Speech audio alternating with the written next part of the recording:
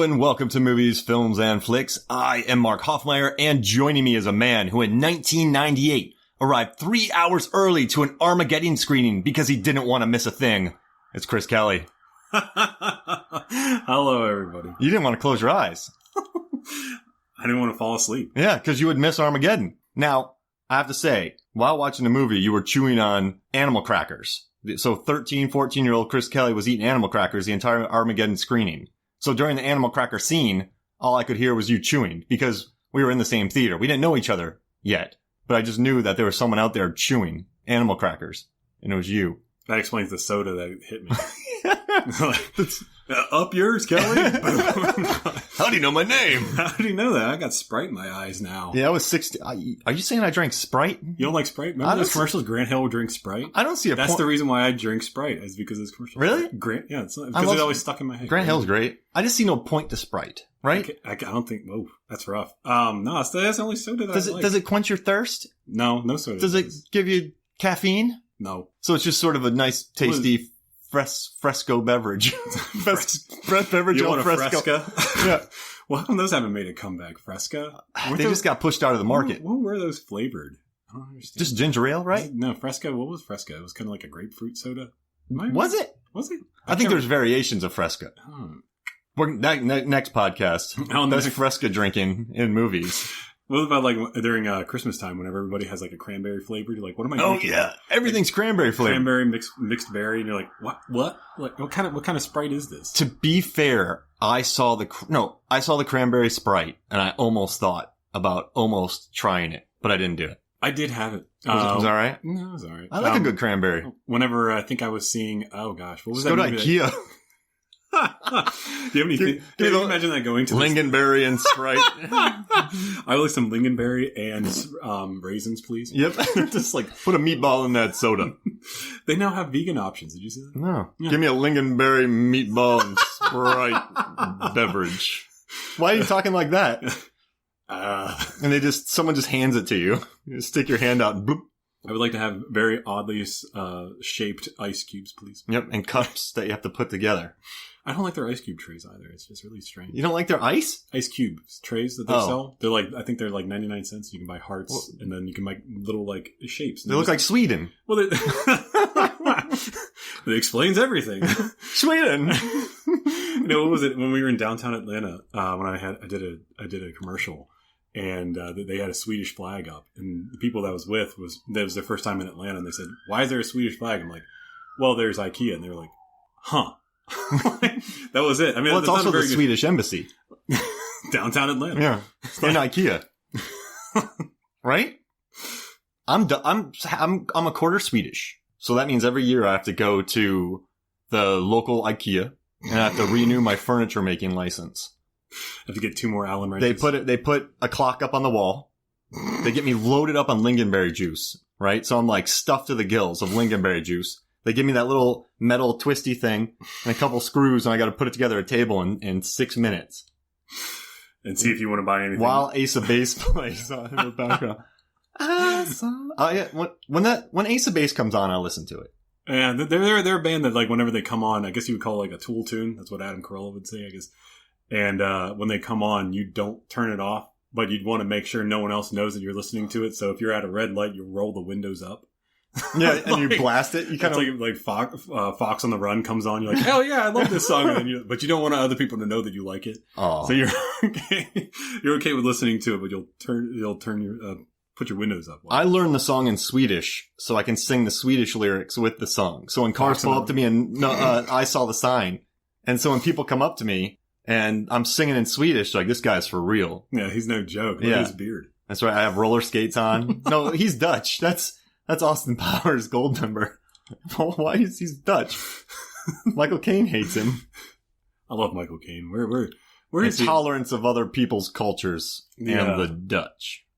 I'm 3/4 Dutch. I watched a Michael Caine movie the other day. Oh, Dirty Rotten Scoundrels. That's a good one. That's a great movie. It's a very good movie. He's like, you are the student. Knowledge is your payment. Have you heard I've been doing my accent. I have. She was only 16. You have to understand, Mark. Yeah. Is that if she was only 16. Yeah. There's no way she could have done it. He has like he sounds like he's like tearing up every time he talks. It's just kind of he has kind of like a light. It's a heavy British accent. He has a Cockney accent, and then he makes it lighter, so it sounds almost like more appealing. I just can't do it. It's a little bit of crying every time he says something. Everyone's just like, Master Wayne. You understand this, Master Wayne. I Sandwich. will see you in France, and I'll nod at you. And I'll know it's you. And you'll nod back. Yeah. Bane. And they show that scene at the end. And he rips off his face and he's Bane the whole time. You thought it was me. You know how hard it is to pull off a Michael Caine accent? With this mask on? I've been making you sandwiches for 6 years! I wanted to comment about how you looked a little bit ripped. Wait, so you've been making me sandwiches for 6 years, Bane? Yes! Yes, that was me all along. What was your plan? Good question. Shut up and die. Wait, now? Now? Why don't you just lace it with arsenic? What about when we were cliff climbing? We were cliff climbing. Yeah, that's right. And you could have unscrewed my carabiner. Well, I needed a partner to climb with. How was I going to get down? Yeah. What about skydiving tandemly? It was fun. I've grown to like you, Batman. What about that time we were playing Russian roulette? Yeah. We were reenacting that scene from The Deer Hunter. Yeah. I should have put 6 bullets in. I didn't think they were going to be blanks.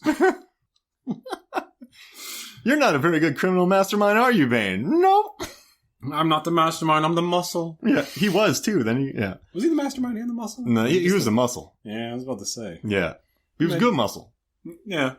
He knows how to break backs. Yeah. And I just had to bust a lot of people out of jail once. Yeah. Good guy. I mean, he knows logistics. He's no joke. If you need an engineer, you hire Bane. He does good work. Or Pauly Shore. Oh, dude. As we've listened to your podcast. You liked that, didn't you? I did. I love that. Whenever I was listening, I was like, oh my gosh, I totally thought that for years.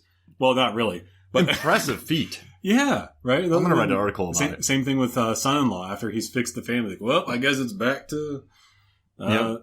He fixes the family. He fixes, and then he leaves. And that's it. And we just talked about this on our... Sorry to interrupt you. We just talked about this on our... We had a roller... We talked about Airborne, the 93 movie. Oh. And we talked about the rollerblading crew. And he ripped off the sides of the seeds and roller skates down the hill and loads all the corn into the cow's troughs. Yeah. Guy's smart. That's pretty smart. And he's the RA in a very busy dorm where everyone seems to really get along. Yeah. Right? They party, but everyone seems to have each other's backs. There's no theft. People are trustworthy. A lot of people going in and out of people's dorm rooms, and there's like no one saying, oh my gosh, my cologne was stolen. He's created a very welcoming atmosphere. And he's looked at as a weasel. He's like 60 now, isn't he? Or is he in his late 50s, I want to say? All right, let's say he was 27 in the 90s. So 20 years ago, 47, maybe 50, 52. 50s, yeah. Or okay, 68, early to 40. Who knows math? 12. I saw a movie with him that I'm sure no one else saw, but it was called Whiskey Business. Oh, where he's the mob? The mob boss's son, and it's like, he's 50. I think at this point, like, they should probably graduate from that. Yeah. I remember that movie, and it was just like, why? But yeah, he's just throwing them in the same bits. Yeah, ugh. And his mom actually recently just passed away. Oh, she was a comedy legend. She was, yeah. Mitzi Shore, she was huge. Legend. Oh, yeah, because of the Comedy Store. Yeah. They talk about her a lot on various different podcasts. Yeah, Adam Carolla and all that. Adam Carolla, Mark Barron, Joe Coy, everybody talks about her. Yeah, she was huge. Huge. In the comedy circuit. All right. Speaking of comedy, Sleepy Hollow. Speaking of movies that made me laugh. I got to tell you something. I saw this in 99, didn't really appreciate it. I was 17, I liked it. Mm-hmm. But now that I watch it now, so I taught a production design class this past semester, and one of my students, I told them, some of my students, they had to cover this movie because it won an Oscar for production design. I did, Rick Hendricks. Yeah, this is a beautifully designed film. 75% shot on stage, but I think this is some of the best stage work I've ever seen in my life. I was really impressed because I remember seeing this movie and thinking that I thought that most of it was probably shot on location, but I mean, they did a phenomenal job, especially the scene. Did you listen to the commentary at all? Oh yeah, I listened to the commentary. Incredibly boring, but he says some funny things like, I like sheep. It reminded me a lot of Kazumoto's, what's his name? Which one's that? I remember not the son, not the one who did Mandy, but the one who did Cobra. Oh yeah. I listened to the Cobra commentary, and it's like nothing for like 10 minutes, and all of a sudden he just like goes, he has the gun. He's like, I like gummies and Coca-Cola. Yeah. They are perfect snacking for watching a movie. I'm like, what? That's it reminded me a lot of Tim Burton because he didn't really drop much.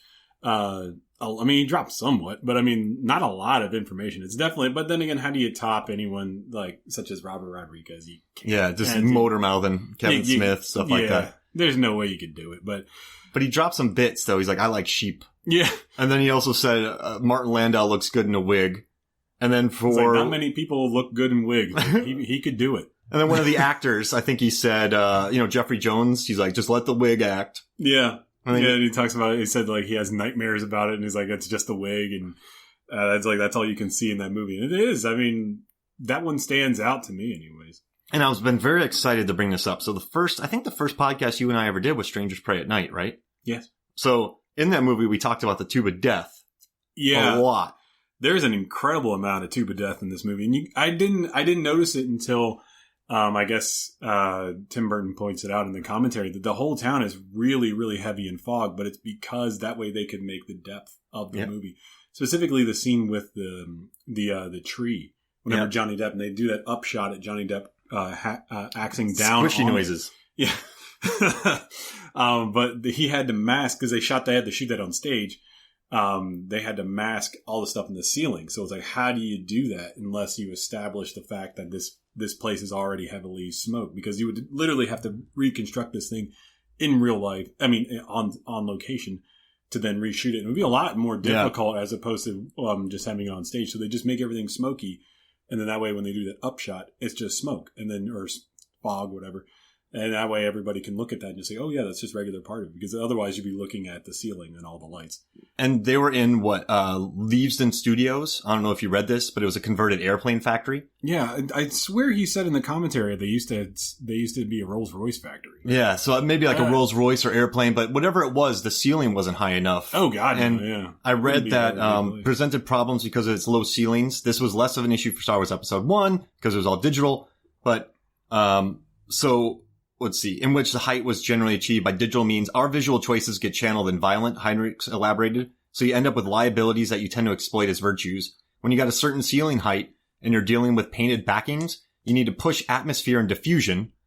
That was particularly the case in several exteriors that were built on sound stages. We would mitigate the disadvantages by hiding lights with teasers and smoke. Yeah. So they really had to I mean, for a movie that was $100 million budget, I'd say that, I mean, they spent the majority of it on the fog. It's all on screen. Oh yeah. Everything's there. And it's That's what I love. I mean, you could really tell that they put a lot of money into that. So this movie, they could have easily just digitally taken it out, but then again, it would have looked a little hokey, kind of like, I mean, at the time, 1999, whenever, the witch, she looks kind of hokey, I guess you would say. Also, whenever the Headless Horseman puts the skull on his head, you can tell. I didn't like that skull. That was the biggest false note, that CGI, right? That was. But at the time, you know what I mean. It's kind of like if you looked at 13 Ghosts now. Yeah, I mean, it's a fun movie, but it's like as far as the CGI goes, not so much. I liked. I mean, this movie is a who's who. Sorry, I was just looking at my notes here, but you had Emmanuel Lubezki, who's won 3 Oscars. He's done The Revenant. Yeah, he was nominated for this. Yeah, Gravity, Tree of Life, which is beautiful. He's worked with Malick. He did New World, which is one of my favorite movies. The Little Princess, very beautiful looking film. So you have one of the best cinematographers on the planet. Before he was one of the best cinematographers on the planet. I mean, he was still pretty well known. Yeah. I mean, he was nominated for an Oscar before that. Oh, yeah, Little Princess. Exactly. So, I mean, that probably gave him a good, not like a good chunk, but a rather hefty chunk of money to make this movie look good. So I guess he was a star. Now he's a superstar. Would you say? Oh, above and beyond. I mean, he wasn't well known then, but he's definitely well known now. I don't think you can mention that name without somebody saying, oh shit, yeah, that's the guy that did Gravity here. Or if they don't watch movies, they'll just be like, bless you. We bless you. And also Peter Young did this. He was the prop art director who worked for the production designer Rick Heinrichs, but he also did Batman and Prince of Thieves. I noticed this guy. He used a lot. Tim Burton used a lot of people that he used on previous movies, specifically Batman. Yeah. Have you seen the set build in the 89 Batman? They built Gotham in London, like a massive wooden framed city. They built it in like massive build. So it was like they recreated it for. Wow, that would have been really impressive. I've never seen any behind the scenes stuff for Batman. Just type in. I would have to like look it up now, but yeah, I really wanted to watch behind the scenes of like Batman Returns because that is gorgeous. The set builds on that. Wow, that is just unbelievable. I mean, I think that movie really doesn't get its due for that, and it's just looking at it, it's like Jesus, it's very intricately shot. It's almost like Ty West made Batman, and it's, I mean, if anybody knows what I'm talking about, like The House of the Devil. Yeah. Woof. You look at that movie, it's like very intricately, like we are showing you every little nook and cranny of this place. And it's like, that's exactly what Tim Burton did. Cavernous sets. Yeah. Insane. Yeah. And then also, my favorite part about this, I don't know if you noticed this. Also, Rick Heinrich, he did Last Jedi, Dumbo, Captain America, Pirates 2 and 3, Fargo, Big Lebowski, and Bedazzled. Huge name. This guy's done massive movies. But my favorite here is Colleen Atwood. So she's been nominated for 12 Oscars. She won for Fantastic Beasts, Alice in Wonderland, Chicago, and Memoirs of a Geisha. But I don't know if you noticed Christina Ricci's progression in wardrobe throughout this film. Yeah, she kind of stayed this. I mean, her character started out like almost like bright white. And then it kind of like faded more into it. And then by the end of it, she's literally wearing the Beetlejuice outfit. Yeah, black and white to go along with it. Like, she has that really cool peach dress. Hey, yeah. In the beginning. So very kind, because she's very kind-hearted. She's a good witch. Yeah. Spoilers. She's a good witch, like soft colors, kind of monochrome. Even when she had that blue dress, it was all different kinds of blue, which I kind of loved. And then I loved how it went from like flowery stuff. And then she wore that red cloak with the roses. Because red's like a major color in this movie, which is awesome. But I loved at the end how she just dressed, because Ichabod Crane is he has 3 outfits in this movie, and they're all kind of black. Yeah, black and like white. Yeah. So she's like that. So she kind of becomes more like him towards the end, like Beetlejuice-esque. Yeah, it's almost like they're both like two people becoming one. It's like pretty interesting, to transition over. I liked her so much more than this one. Like, I liked her. She's more of a badass I felt in this movie than Ichabod was. Ichabod faints 5 times. Well, I mean, in the original source, Ichabod, I mean, they had to change that somewhat. I like what Tim He was a teacher, right? Yeah, he was a teacher, and then he was also a very ugly man. But Johnny Depp said that he offered to do wear prosthetics and make himself ugly, but they said no. They wanted to showcase him as being a handsome man. It's like I don't know how you'd really like even like in the behind the scenes on the DVD. Christina Ricci says, like given between Casper Van Dien and Johnny Depp, she probably would have picked Johnny Depp in reality, and it's like I see that. But the character choices though made him more. So in the beginning, he's very squeamish, and every little thing bothers him. It's kind of like with Jaws when you know that Chief Brody is afraid of the water, and you have Johnny Depp who's a policeman that's afraid of the blood and the gore. And it's like it's just kind of the same. I loved it. And he faints. Tim Burton said he faints and wakes up well. Yeah, he's the best fainter in the business. Other than he said Christina Ricci is as well. And he's like, and then when he wakes up, jars wake. He says, "Oh, he wakes up pretty well too." I love that line. he had a lot of great one-liners in the commentary. And then Ichabod, he faints 5 times, and then Katrina only faints twice. But I love that kind of character. And Johnny Depp said he played him like you couldn't stick a needle up he was so tight that you couldn't stick a needle up his butt. Like, that's not like he was a tightwad type guy. He was a very, a tightly wound man, which I guess he could Logic. But there's a lot of humor in here that I didn't catch when I was 17, but watching when I'm older, I appreciated a lot more. Yeah, you catch all the small stuff, like the blood squirting into his face and then him walking out covered in blood and blah, blah, blah, blah, blah. And then I like the beginning where he finds the dead body. So he's a constable, right? In London. Yeah. And it reminded me of Hot Fuzz. I guess I'll get there in a little bit. So he takes this dead, bloated body back to the police station, the morgue. And he's like, this guy, I found him in the river. Yeah, because he drowned. No, he might have been dead before that. Like, well, if you find him in the river, then that means they drowned. Yeah, and he's like, well, we got to cut him open. We're not barbarians here. And then that drunk comes in. What'd you get him for? He was drunk. Okay, throw him in the pit. And he throws him in the pit, and the guy goes, ah! And they all smile. That's a funny. That's like layered. Did you feel like that scene was very like why'd the name just escape me? Terry Gilliam. Oh yeah, for sure. I like this like weirdo very, type vibe. Very, very Terry Gilliam. Like another kind of world, right? It felt very weird, but it was still at the same time. But it felt like it was not of the time. It just seemed very funny. And then he meets Christopher Lee. And man, talking about his presence on camera. Yeah. Holy smokes. And I mean, remember Burton talked about Hammer horror. I mean, getting Lee on set. He wanted to use this as a way of an homage almost to Hammer films. And I think he did a really good job, especially with the actors that he used. the presence of Christopher Lee, I mean, holy smokes. It's like what he says in the commentary. He's like, you literally have Dracula on your set. That's awesome. Like, he's going to engulf everything that's on there. And doesn't he go stand down, and then Johnny Depp goes, I stand up for justice. Yeah. And then they don't want to I think they realize his value, but they're just tired of his shit. Yeah. Right? And so they go, get out of here and go to this Headless Horseman thing and do your CSI work over there. Yeah, why don't you check out all these heads flying off everywhere? But it reminded me of Hot Fuzz, because remember how good he was at his job? And then everyone just wanted him gone. Like, they threw a party for him, and everyone's like, get out of here. It reminded me very Hot Fuzzian type style. I didn't catch that, but yeah, now they mentioned it. That doesn't sound a lot like Hot Fuzz. I mean, I guess they shipped Nicholas Angel away because he was too good. But then they shipped Ichabod away because he was just annoying. Like, he's making them look bad. Yeah. So when you got someone who's really good and they're making everyone else subpar, then you're like, all right, well, let's just get rid of this guy. But I love too his journey to the town, Sleepy Hollow. And I love that they built a lot of that on, 75% on the stage, but what they built was beautiful. Yeah. From what I read, that they were functioning homes other than, I think, bathrooms, but they were all fully functioning homes. Wow. That's amazing, isn't it? Like, you could just literally walk into the place and you're like, we're going to go upstairs. That's some guy who worked on it said that when you stepped on set, he felt like he was in Tim Burton's brain. I would get that vibe too. That's pretty neat, right? Yeah, like him actually, like how he feels this would look. I mean, I bet it's stressful to be on a Tim Burton set, but I guess it would depend on what crew member you were. Yeah, it's true. I mean, if you were the Tube of Death guy, yeah, if you were a Tube of Death guy, man, you'd be in shape by the end of that thing.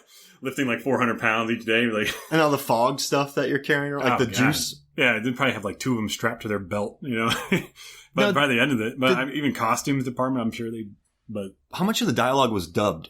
That's a difficult question. Because if you're always running Tubes of Death, because even when you turn them off, they're still producing somewhat of a sound. I mean, they are. I mean, I don't know how far away they would be, but they would have to be close because they were not. They were not small. Yeah, those were not. Those were not big sets. So yeah, they probably did have to redub a lot of stuff. You know what I loved about this movie, and you probably read this too, but the set was only about 800 feet long, only.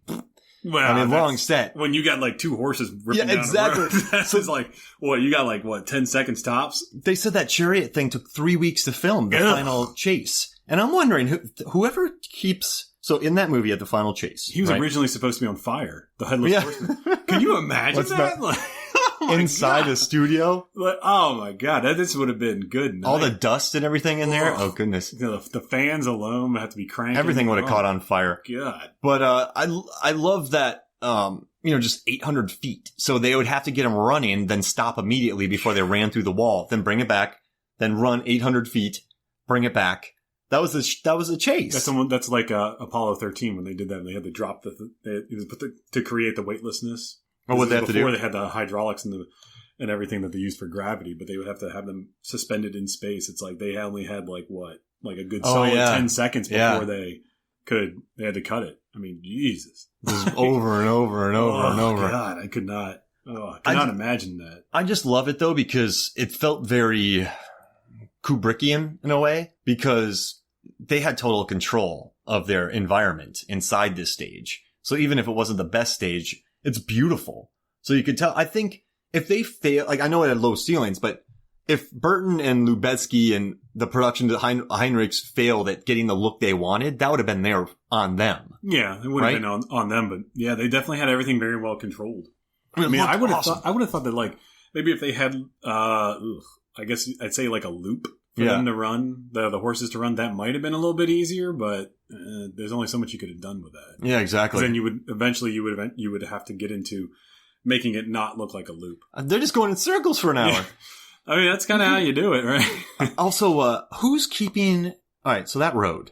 They're on that road for 10 minutes, what feels like. Yeah. Very well maintained. Very, very... There's not many bumps on the road. So they're in this chariot chase. Not chariot. Turn Ben-Hur. Ben-Hur presents Sleepy Hollow. They have spikes on the side. But they, on the wheels. But there's this carriage chase. Blah, blah, blah. Chase. I mean, who's taking care of this road? Because there's no potholes. This is a flat surface. So whoever keeps care of this not paved muddy road, does a great job. Well, Sleepy Hollow, they're cutting a lot of heads, so I mean, you gotta, I don't know. They put the heads into potholes? Is that what you're saying? See, he's actually working for the town. We got a pothole. Oh, shoot. The town goes Jefferson. No wonder everyone's always hiding. Like, whenever people come by, they close their doors because they'll get decapitated for a pothole. Someone's having a New Year's party, man. Then no one's showing up. Squish.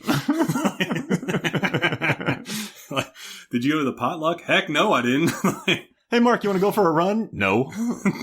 Hey, can you look over into this hole here? Oh, yeah. This guy's making that noise. I love it. Oh, hey.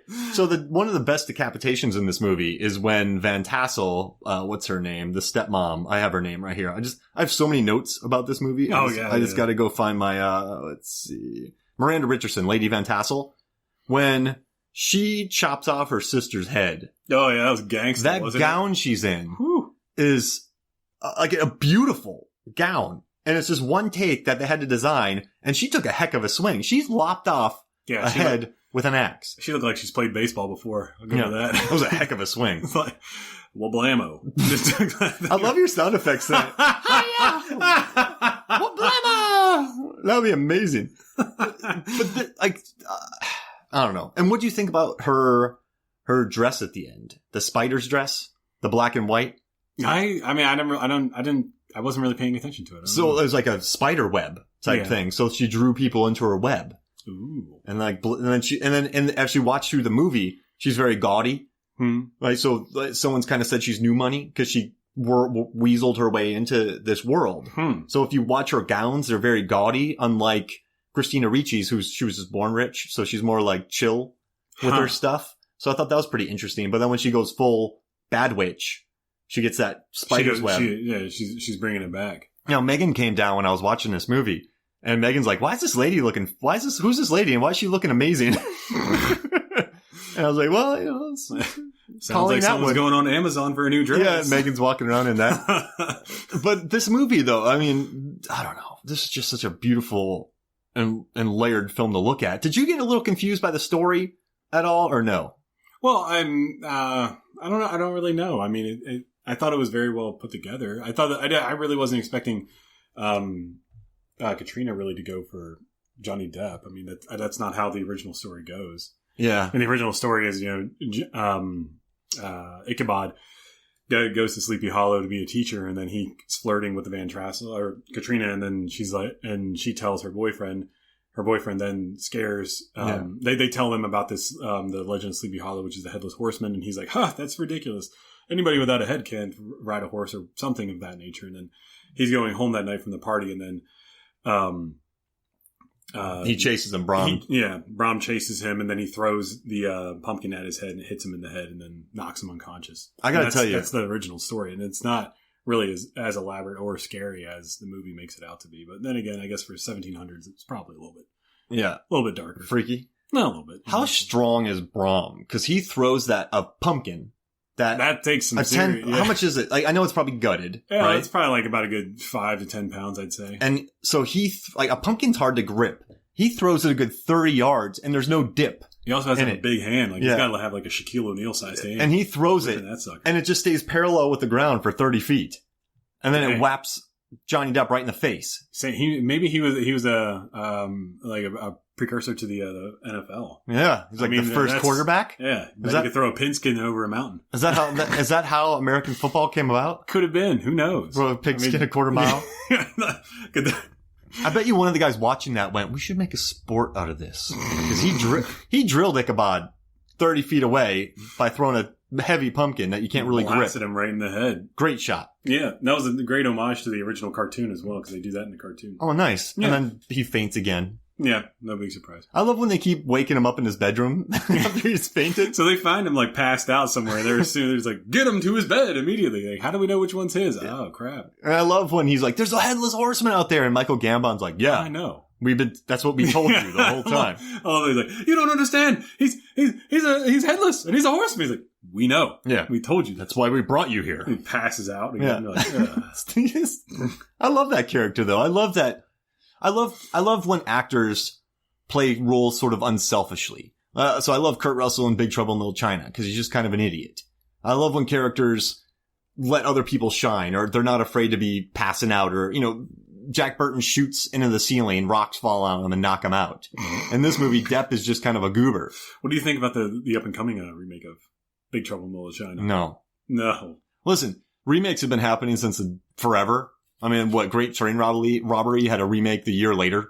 So, always, even when sound came into pictures, a lot of silent films were remade. Remade with sound. So, I mean, it's gonna happen, but why?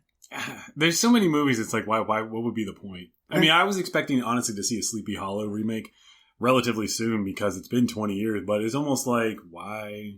You know what I mean? Yeah. And it's almost like, I mean, you got to think about this, like, Lord of the Rings, The Fellowship of the Ring is going to be 20 years in, 2 years? Yeah. So.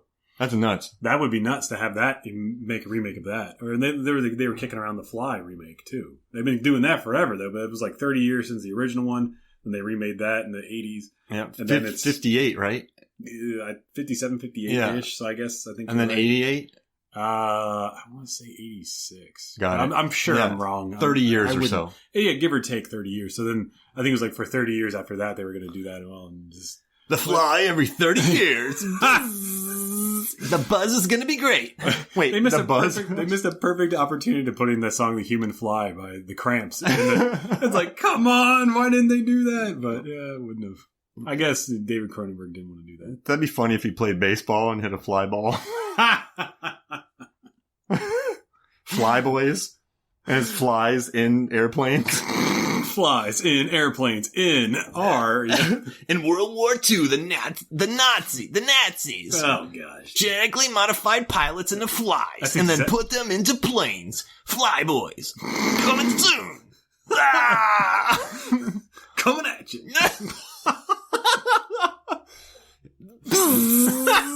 That's the tagline of the movie. Fly boys. July 7th. Speaking of great taglines, remember the tagline of Sleepy Hollow? Heads will roll.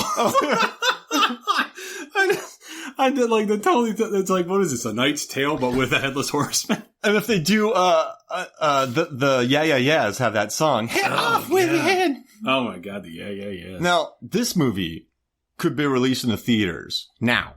Yeah. And except for that one little CGI bit, it wouldn't look dated. Yeah, no. I mean, I think the two CGI bits, especially with the skull and with the witch, I think if they cleaned that up a little bit, it would do equally as well. I mean, of course, everyone would go, "Oh, wow, Johnny Depp," before he became Johnny Depp, or no, I guess he was still in his Johnny Deppness at that point because right after he had done Fear and Loathing in Las Vegas, and then after that, he just couldn't shake Hunter Thompson for I don't know how many decades almost now. It's been almost 15 years. Or no, it's been over 20 years. Sorry, since they made that, and he still can't shake that character, and it's like, nah. But I mean, his career is kind of iffy right now. So I don't know if he still has the same star power as he did in the early 2000s as he did with Pirates of the Caribbean. I'd go see it on the big screen if I could see this on the big screen, without a doubt. All right, how about this? Let's go call Regal Cinemas right now and take a break, and when we come back, we'll watch this movie on the big screen, and we'll talk about that experience. While you're eating animal crackers. We'll be right back.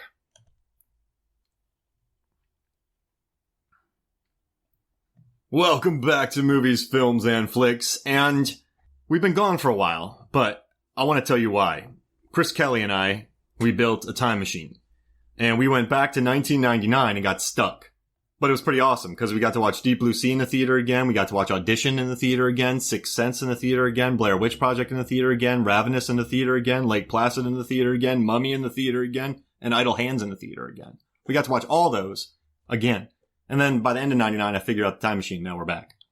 It was a pretty good year. Yeah, good year. Give it that, yeah. So a lot of people kind of bag on the 90s for horror. But if you look at 99, I think it had some interesting films that were released. So, I mean, Deep Blue Sea, I love it. You know what? I love it. I'm not going to make any excuses. It's brilliant. Oh, Deep Blue Sea is one of the greatest. I mean, genetically modified shark movies ever made. Oh my God. And then Audition, that's a very, very good Japanese thriller / horror film. I mean, that puts you through the ringer. I saw that whenever, when I was in Penn State, and they used to do every weekend that they would do, international film series. And there was one room, and I think it was the Carnegie Building, and they would show international films. And I believe that was that one week they did, horror films, and they showed that. And I was like, whoa. Blows your mind, yeah. That was next level. What? Yeah. And then you had the massive blockbusters, Sixth Sense and Blair Witch. I mean, those were massive. Oh my those God. films. I already gave you my Blair Witch story, but yeah, it was massive. Huge. I think I've told this story a billion times, but I was working in a theater when my best friend's wedding and Blair Witch came out, and the entire lobby was packed. I mean, everyone just packed out those theaters. Blair Witch was an event, and so was Sixth Sense. And then you had Ravenous, which has become a really fun cult classic. Not fun. Oh, wow. Yeah, I forgot about that movie. Good movie. We're going to pod about it in the future. And then Lake Placid. Yeah, I mean, that's I love fun that movie. It makes fun of itself. It Yeah. knows that it's a movie about a prehistoric giant alligator. It's kind of like The Meg, but for the 90s. Yeah, it's cheeky and it's fun and successful at what it is. Mhm. Idle Hands we talked about, which is getting a lot of love, by the way. But after watching it, yeah, a lot of love. And then also Mummy. I mean, that's not really a horror movie. That's more of a comedy, action comedy. It's like a yarn, right? It's more of an action film. Yeah. I don't know if you'd really classify it as a horror film, but I guess because the original, like however many they made, were horror films, and they kind of took that. But yeah, I love it. And then Sleepy Hollow, of course, which is a beautiful art house. So it was a good year for not slasher cinema, but for 96 was a lot better for slasher. Yeah, because they Scream. reinvented it with Scream. Yeah. I just think this was a good year for other horror. Does that make sense? Monster horror, psychological, that kind of stuff. I think they were trying to take different forms of horror and just trying to wrap it into a new thing. Well, I mean, they already tried to do the Which almost one? lost my train of thought for a second there, but they tried to bring back the like old legend horror films, and then try to do that again with the 90s. And then I don't know if Sleepy Hollow was kind of like at the tail end of it, but it just kind of didn't really work anymore. I mean, they did reinvent a few things, but it didn't really take off like they probably were planning to. I mean, they were very successful.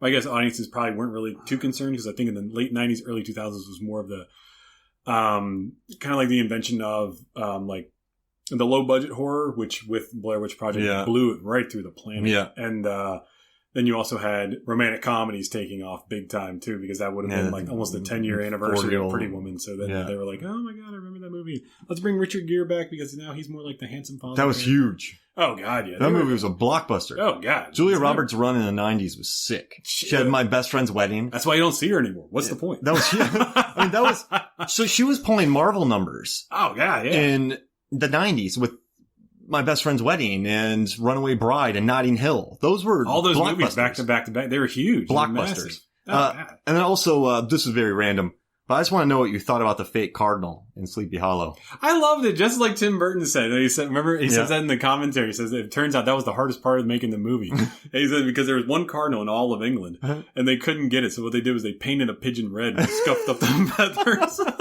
And he looked at it like, are you kidding me? So they made a fake cardinal. And I remember seeing this in the theaters. And they when I saw that, I remember the 15-year-old me was watching this and going, there's something not right about that cardinal. But, That works. What are you going to do? And it fits his whole, like, everything is kind of off story world that Tim Burton created. It totally goes with everything. And also, this kind of leads into something, but Ebert said that every shot in this movie is beautiful, but it's all fake. Not fake. I don't know if I'm using the right word. None of it looks like a real world. It's very, he could just, it's a different world. It feels like a film. He's not, like, he wasn't going for Blair Witch, is what I'm saying, I guess. He was going for some artifice. Well, in the original article that he wrote, he says that, he's trying to distinguish it from the Hammer films that elevates it by sheer style and acting into sometimes entertaining and rather elegant. Yeah. I mean, it is. It's an elegant movie. Oh, it's beautifully done. I liked how he compared in the Roger Ebert's original article, he compared it to Sleepy Hollow. He compared it to Francis Ford Coppola's Bram Stoker's Dracula. The way that it looked. I'd say so. It's beautifully done. What are horror films that are better looking than Bram Stoker's Dracula and this movie? Are they like Shining? Oh, I would say since then. How's that sound? Like, so since then. I have to say, production design, look. House of the Devil, as I mentioned earlier. But you really have to watch that movie again. If anybody out there has Shudder, watch it with Joe Bob Briggs, where he did it on the last drive-in. And I strongly recommend watching it, because he definitely talks about how everything was intricately made. It's a beautifully done film. I love that movie, House of the Devil. What about big budget horror films? So, this was a $100 million movie. Obviously, Bram Stoker's Dracula had a big budget. American Zoetrope produced this, and Francis Ford Coppola's his name is on this. Executive producer. He even says that in the commentary. He didn't even realize that he was an executive producer until after he got like the first rough take. He had a trailer of it, and it had Francis Ford Coppola's name on. Produced by Francis Ford Coppola. What? Damn American Zoetrope.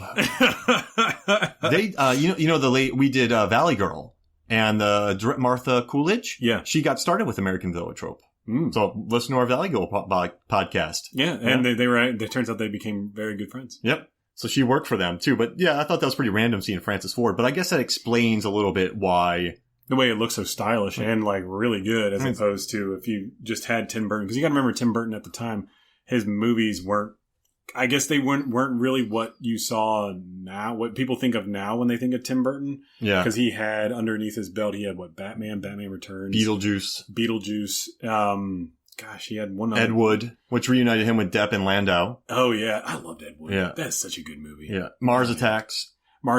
He was kind of known as reinventing I guess you'd say older films or like the older genre, the older feel, and trying to make it feel more like how he envisioned what the 1950s would have looked like. Yeah. So it's like with Mars Attacks, it's kind of what he would imagine the 1950s, even though it takes place nowadays. Yeah.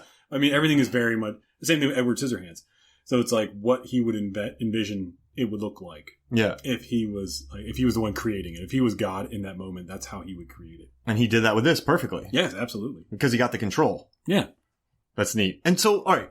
So the plot in this, right? So you have the widow Van... it's all very Dutch names. I love it since my last name's Hoffmeyer. So you have Lady Van Tassel, right? She is married to Baltus Van Tassel, played by Michael Gambon. Then his daughter is Katrina Van Tassel. Ricci was 18 when she made this, by the way. Wow. Then you have Bram, but he got Casper Van Diened in half.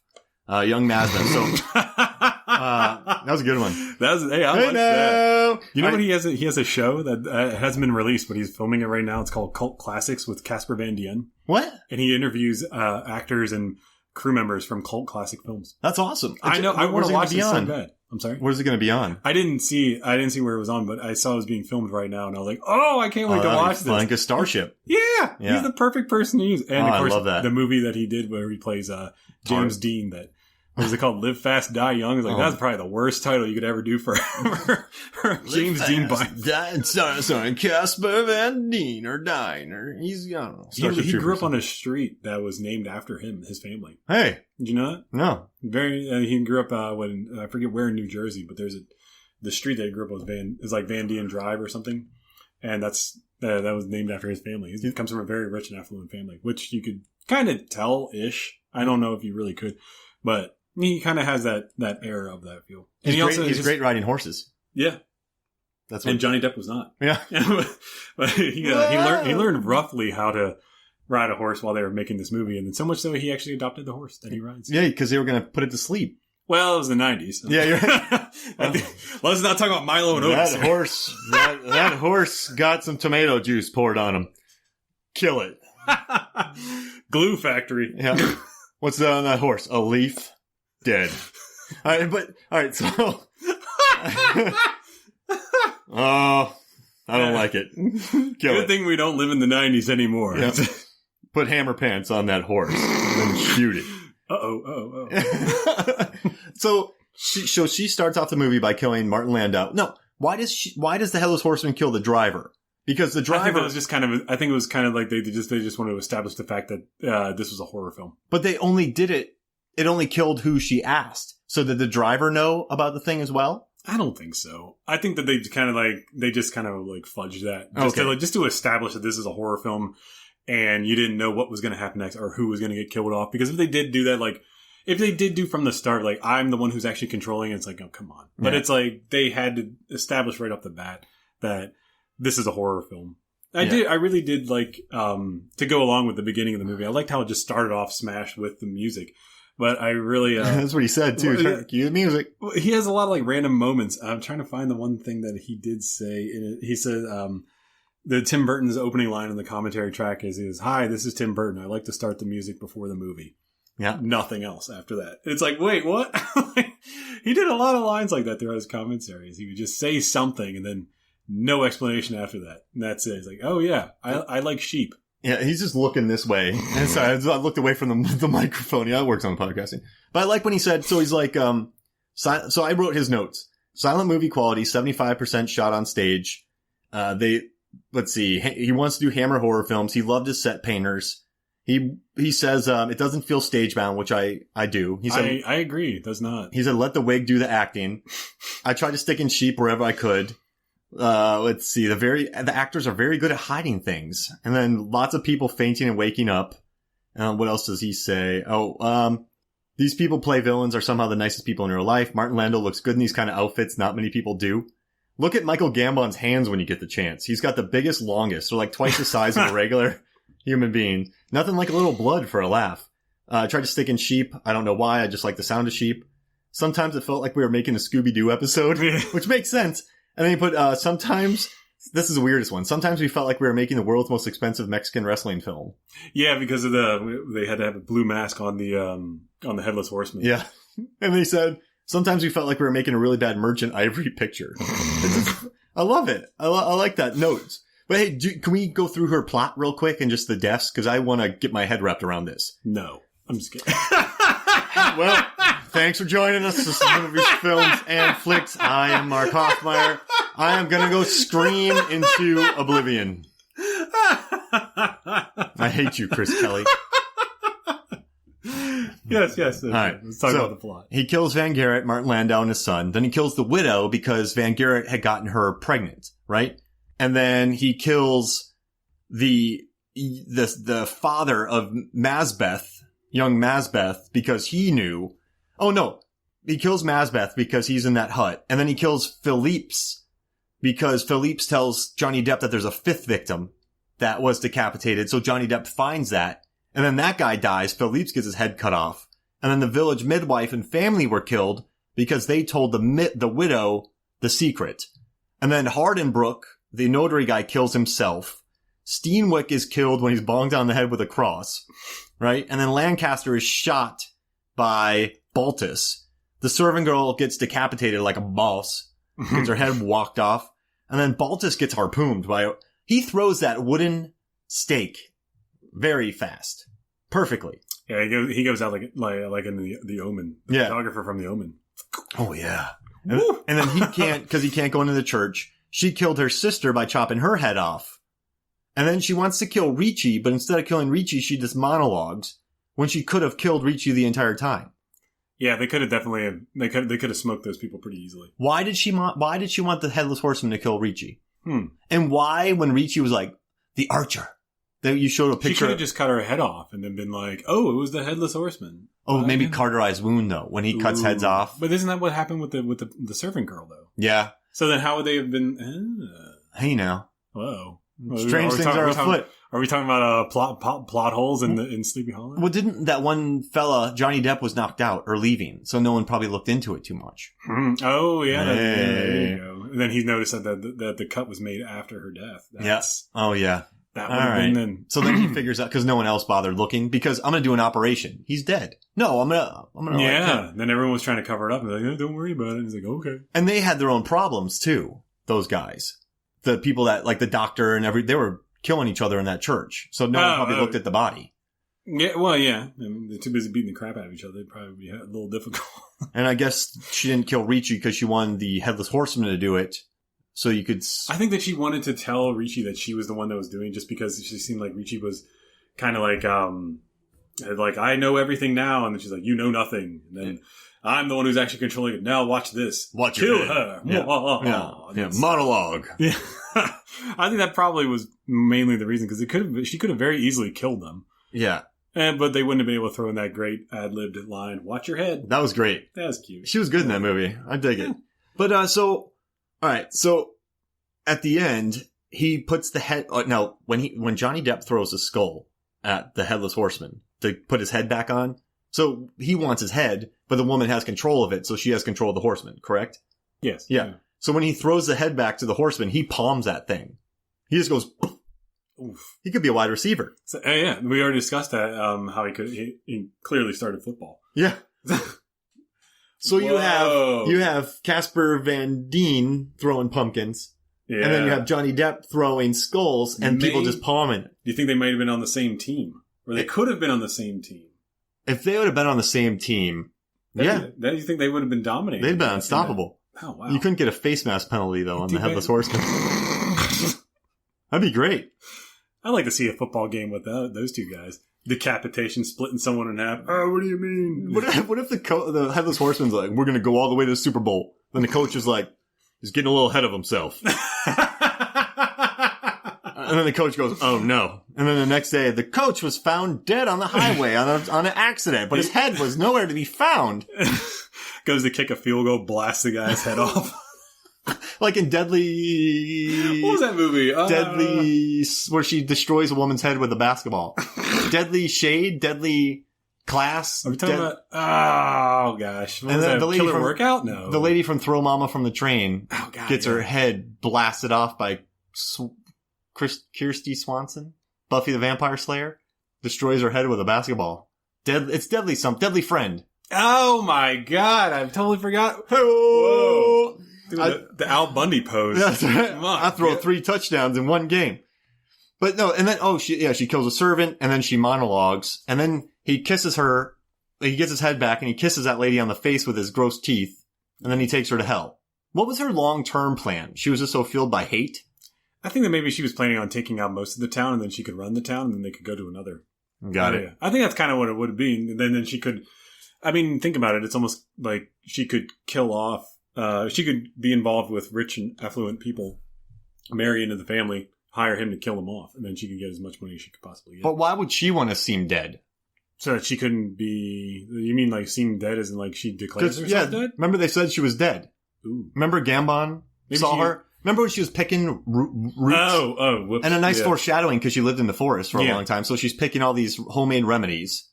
And then the thing comes up behind her. And then Gambon, Baltus, instead of helping his wife, he's like, deuces. He leaves. He never sees her get killed. And so she gets that other body to pretend that was hers. So why fake her own death when she needs to be alive to get the will? Maybe that totally debunks my theory then. Jeez. I didn't think about that. Uh-oh. It got Grant Hill sprited. Oh, man. I got to get some more selenite. But I mean, other than that, though, I really didn't think about that too much in this movie. I just really enjoyed it. I like the weird sense of humor. I like when Johnny Depp is first lecturing all the dudes in the library, and he walks around that Jeffrey Jones on both sides, explaining things to him kind of like cheekily. But this movie has a wicked little sense of humor. It has a lot of good squishy noises. Great sound effects. Yeah. I love at the end when Johnny Depp does a flying leap on Miranda Richardson. He jumps over the horse and tackles her. So he does a couple brave things. Like when he's being drugged by the horses too. Oh yeah. That's pretty gangsta. I love how he luckily lands on that by accident and then he pulls him away. And then the Headless Horseman flies into the tree like, oh no! Remember that scene? Yeah, like, the Headless Horseman does like a look to the right and then a left. And then, boom. How is he seeing? Yeah, what? And then, pop. That was awesome. That's a great little... He kind of he's like Ash Williams, where he fails himself to victory. And I love when Braun is trying to fight the Headless Horseman, and Ichabod or Johnny Depp's like, stop! He's not trying to kill you. He's not after to get in. Yep, then he got deaned. And he got brawned.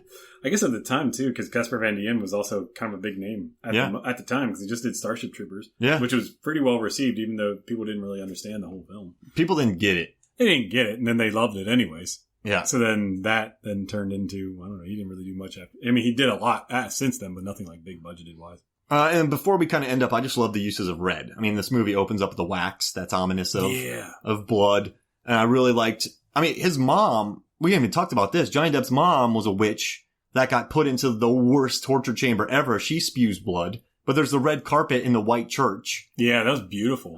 There's a lot of at the end they spray blood from the tree. Like, blood's very prevalent. It's throughout the whole movie, yeah. And they do blood jokes, too. Yeah. Oh, the gags. Oh, yeah. Squirting in the eye, and then comes out covered in blood. It was a good bit. I would hate to be in that room. I mean, what's happening? But no, I love the uses of red. I thought that was really great. But I actually really enjoyed the commentary in this movie, man. So you suggested this, and I'm very happy we did it. Yeah, it's one of the movies that I remember seeing as a kid and loving it. And I've seen it periodically throughout. And so every once in a while, you'll see it on Netflix. It's not on there right now, but it's definitely, it shows up every once in a while. I just bought it online because I love watching it. I think it's so cool. Yeah, I just went to Videodrome. Big shout out to Videodrome. They supply me with a lot of the movies that we do here on Movies, Films, and Flicks. I just roll in there and ask them. Usually they have it. You should tell them when you go in that you mention them a lot on the podcast and you'd love to be sponsored by them. I should. I've never thought about it. They're really nice guys. So, I mean, I always go in there and like, hey, what are you going to get now? So then I was like, getting Sleepy Hollow again. And like, didn't you get this a month ago? And I'm like, actually, it was in February because I was originally going to do this pod. Oh, yeah, this has been delayed for a while. You haven't been here in a while. Yeah. Yeah. I had to work on that production. I thought I was going to have a break. I thought I was really going to be able to do something on a weekend, but didn't work out with anybody. So, well, we have So I Married an Axe Murderer, which is perfect because she murdered people with axes in this one. It's interesting that you brought that up. And Strangers Pray at Night, they use an axe. Were you going to do that? We could bring it all together. Yeah. We have a lot of axe murder in our podcast. Oh my god! Is there axe murder in Frighteners? He uses a. Does he use an axe? He uses a cross. Yeah, yeah. Well, that doesn't really work. No, it doesn't work. It's not an axe. Jake Busey gets blown into bits. Yep. He has blonde hair. Yep. The wigs were white. Yep. So boom. That white wigs to the white dresses. Yep. Snow. Yep. Snow was in which movie that we... All of them. Every movie that we've talked about. Right. Every movie that we podcasted. And Faculty, they have a fight in a swimming pool. And Strangers Pray at Night. And Valley Girl, there's pools in California. There's definitely a beach scene. Yeah, and a lot of water. They were buying hot dogs. A lot of water. And it rains in the Frighteners. That's also a lot of water. A lot of water. Idle hands. Appendages get cut off. Which produces a lot of liquid. Liquid can also be water. Water. You can swim in blood. Swimming in blood, Hostile which is what Johnny Depp's mom in Sleepy Hollow more or less did. She gushes a lot of blood. Offspring. 2 movies we talked about. Faculty and Idle Hands. But if you think about Offspring in this movie, the widow was pregnant. Damn. We did it. I think it's safe to say that we did do that. Yeah. That was what did we do? Hey, any recommendations before we get out of here? Yeah. I just wanted to bring up, because I know that Sleepy Hollow was part of the whole... Wait, we need a jingle for this. Chris Kelly! Wait, here we go. All right. Here we go. Chris Kelly recommendations. Chris Kelly recommendations. You just took the Crossfire commercial. My whole life. Hoffmeyer. You'll get caught in the... Hoffmeyer. Chris Kelly recommendations. Yeah. Watch them. I'm going to do that every time. I did want to add, right before I do some recommendations, that this was part of FlickeringMyth.com's article that E.J. Moreno wrote about best 5 horror films of 1999. Sleepy Hollow was mentioned, and also was The Mummy, Audition, Sixth Sense, and Blair Witch. Well, I'm sure you probably read the same article. But he did bring up Sleepy Hollow in that. So it's considered to be a classic, I guess, quote unquote, if that time frame does work now. I guess 20 years would be considered classic. So yeah. It's held up. Pick a movie from 99 that would look as beautiful. Any movies from 99 that would look as good. Well, Election. Wait, God, that movie's so good. That movie is so amazing, isn't it? Oh my God, I love. It's one of my favorite movies, man. Oh my God, After my orientation at a movie theater, I went and watched it. So the guy that the guy that interviewed me, Brian Raftery. He for Wired, he just wrote a book called Best Year Ever, Best Year Ever. The movie's in 1999, and so he breaks down Blair Witch, Election, all the awesome movies, Matrix, and it's a great book. So I totally recommend it. The dude gave me an interview, so I want to throw some support his way because that was good for me. 1999 was a great year. I love how the Plaza in downtown Atlanta is now doing a lot of like throwback, like 20-year anniversary. Nice. They just did the Matrix not that long ago. I wanted to go so bad, but the tickets sold out, so I couldn't go. Yeah. But man. Yeah, there's a lot of great 1999 films. Sixth Sense was definitely... I still have that original movie ticket, which I did show you. Yeah, you bought your ticket stubs. I did. I've been collecting my movie ticket stubs ever since I went to my first movie as a child, which was Home Alone 2. That's awesome. So I have that one all the way up to Avengers Endgame. Hey, now. I didn't really have a ticket stub for that because I worked in the movie, so they gave us wristbands. But I have the wristband from Avengers Endgame. Yeah, great show off there, Chris Kelly. Yeah, I didn't get a ticket stub because I was there. If you could turn my memories into a ticket stub. What? Who is this guy? That's the most grizzled, happy man. That's you in 3 years.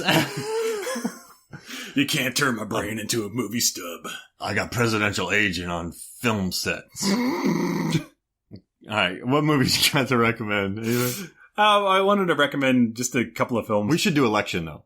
Oh, yeah, let's do Election after we do So I Married an Axe Murderer? Yeah, I love it. I love how you told me to do, you texted me and said, hey, what do you think about So I Married an Axe Murderer? It's like, I was literally going to ask you that same exact thing. That and like, I thought about it the other day, the day before you said that. So it was like really kind of cool that you sent that to me. Fate. Like, Fate. Such a great movie. Yeah.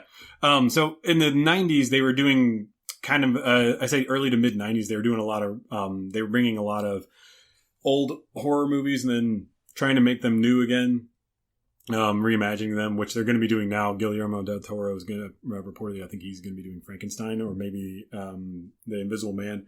But they're going to be redoing a lot of these movies in the next couple of years. But they already tried to do this in the early to mid 90s.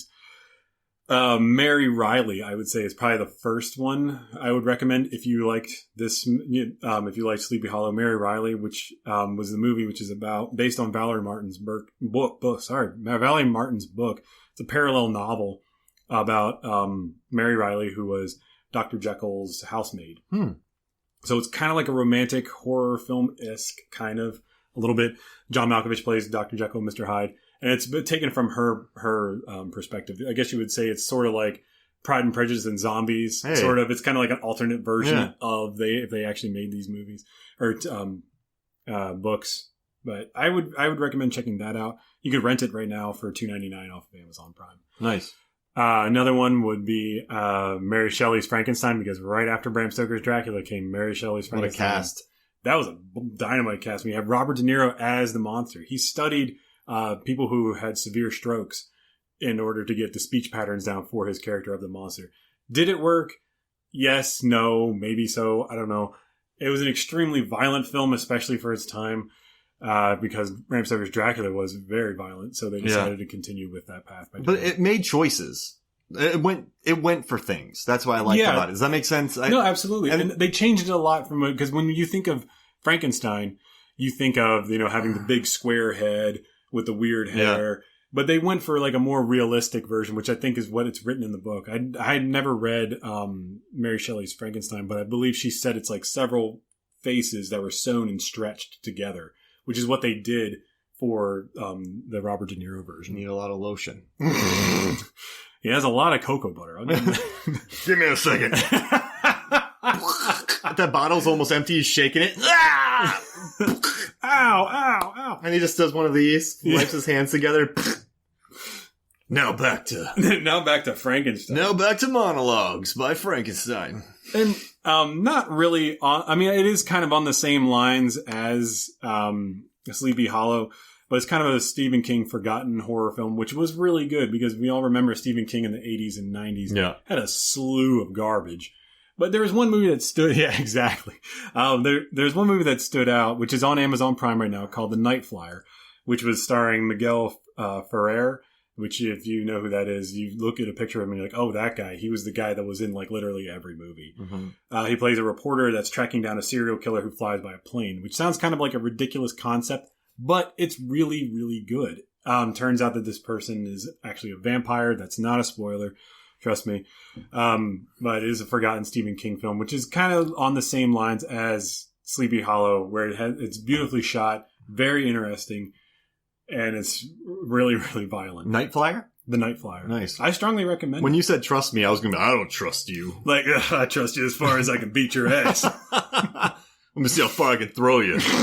What would that do if I picked you up and threw you? And then the distance between us. Would that make your trust like that much more? So, but like, I trust you as far as I can throw you. So I can't throw you that far. You trying to say who's stronger than at that point? Yeah. But let's say I throw you, and it's a pretty good distance for the strength I am that throws you. So comparatively, I just threw you a pretty far distance. You're a big dude. I'm a big dude too, but you're definitely like a little taller than me. Yeah. And you've actually trained like some martial arts. So you could probably At this, I think you could probably make me through the door. So, I mean, yeah, it'd be 5-6 feet, right? It's a hell of a throw. I mean, so it's not I'm like far. 200 pounds. Yeah, so. it's not far, but for what it is, I threw you pretty far. So does that mean that you would trust me more or trust me less? It's like, I trust you as far as 6 feet. It's like, how? I can't throw you as far as the Hulk, so I can't compare it to that. Yeah, that would be kind of ridiculous. Anyways. Yeah. So let's say the Hulk throws a guy, but it's not a good throw. How far do you think that the Casper Van Dien could trust someone? Because if he can whip a pumpkin 30 yards. I trust you as far as I can throw a pumpkin. Whoa. That is some serious trust. So, yeah, so that's a lot of trust because you're covering a lot of ground. I only threw that pumpkin 70 yards. That's not far. I don't trust you much. But you threw a pumpkin 70 yards. I made it up. This is my logic, There's a hydraulic on my hand. Yeah. Completely impractical and doesn't really work. But on the next podcast, we should really dive into this. Next week's podcast is going to be pumpkin chunking. The best pumpkins of cinema. That's a podcast that we wanted to talk about. Any other movies? No, that's it. Night Flyer sounds good. Who's in this? Miguel Ferrer. He's the man that you don't recognize his name, but as soon as you see him, you're like, oh, that guy. He's literally in every movie from the 80s to the 90s. He was the guy that the best way to describe him would be bald. He was bald. Yeah, he was balding, but he was permanently like that. I think his first movie he was like that, and then he still looks like that to this day. If he's still, I don't think he's really in movies anymore, but he did the episode of Tales from the Crypt, where he also plays the photographer's girlfriend, I think. And the photographer falls in love with his girlfriend, so then he murders the photographer, buries him, and then the photographer comes back from the grave. Jeez Louise. Yeah, he plays that. He's always been that guy that's in those movies. Was he in Hot Shots Part 2 as the one who's like, war, it's fantastic? He may have been. It's been a while since I've seen Hot Shots Part 2. I do remember that movie. It's weird that my brain went there first. Remember Hot Shots when the guy's like, how did your dad die or something like that? He's like, oh, he was shot down in a plane and shows the plane going down. He brings his head up and like the antlers come. Or he looks like he's wearing antlers. They think he's a moose.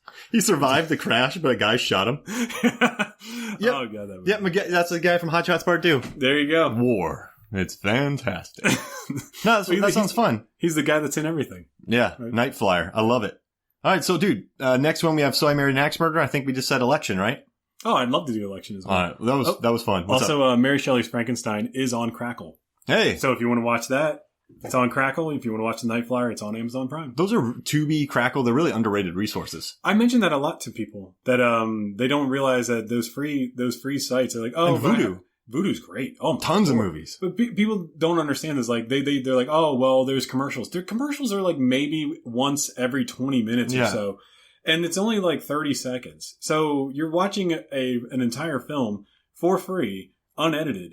And you only got a few breaks here and there. It's not a big deal. I mean, to me, I don't really mind. And most of the movies that are on there, they're usually like from like 2015 and older. Yeah. So you're also seeing a lot of forgotten films, a lot of stuff that you don't really care about. But there's a lot of forgotten films, a lot of great films. Yesterfear, to just play off of Yesteryear.